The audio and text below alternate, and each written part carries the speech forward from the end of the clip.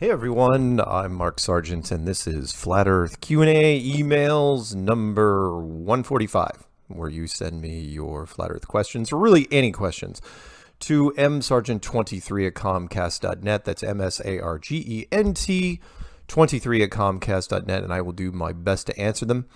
I got enough emails this week and enough long, interesting ones that I didn't want to crowd up Strange Worlds, so I'm just going to read some here, and we'll end with a back and forth with a hostile virus person.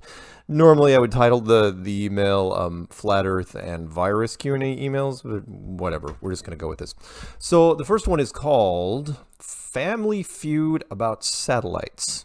Hi Mark, a funny Flat Earth story for you. I'd been battling with my family about Flat Earth for months, most recently over the non-existence of satellites.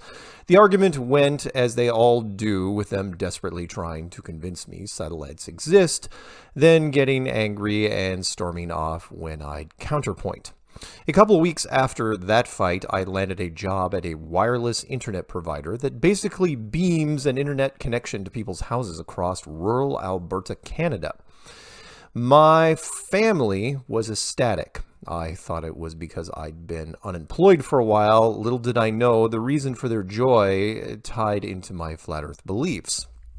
A few weeks after I'd finished my training, my mother started asking me about the new job, focusing on all these technical questions that were very out of character for her. After a few minutes of me explaining how it all works, she casually asked how the satellites fit in, and I had to reply, well, they don't. It's all done through underground cables and radio towers.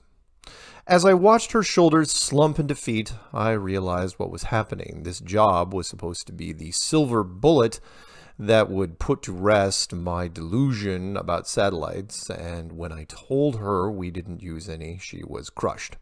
Because now, what would my family do to win me back to the Globe camp? The punchline is 3 months later, my company was acquired by a larger company that provides wireless internet service across the entire length of Canada. And there still isn't one single satellite involved. Stay flat, James. Yes, thank you, James, for that. And yeah, absolutely right. You can look it up. You can go to my channel, and it's either under observations or tests or odds and ends. And I've got several satellite videos. NASA, as some people know, but most people don't, is the largest consumer of helium in the world. They can launch helium balloons and tied to satellites up to 4 tons, which is 8,000 pounds. Some wonderful crashes, by the way, if you want to look at some great videos there. And they've been doing this since the 1950s. Not a big secret. It's called the High Altitude Balloon Program, and NASA's been doing it for decades and decades.